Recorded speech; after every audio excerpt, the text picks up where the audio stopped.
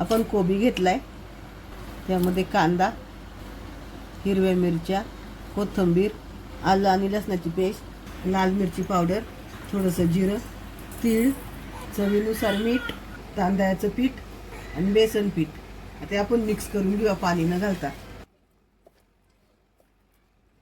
त्यामध्ये थोडं थोडं पाणी घालून आपल्याला भिजून घ्यायचे. खूप असं पातळ नाही करायचं. इथं आपलं मळून झाले पीठ. एवढं घट्ट मळायचं आपल्याला. पिठाचा एक गोळा काढून घेऊया. या पद्धतीनं गोल गोल करायचा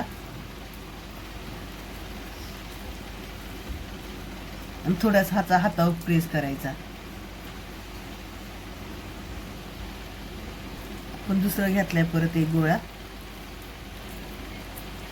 खूप असं दाबून नाही करायचं, एकदम हलक्या हाताने करायचं आहे. खूप दाबायचा नाही गोळा आणि हलक्या हाताने प्रेस करायचं आहे फक्त असा.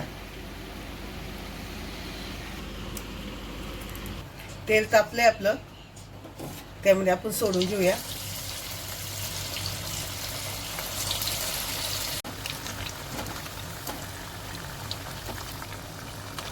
आपण उलटून घेऊया. इथं मी मीडियम गॅसवर तळून घेते.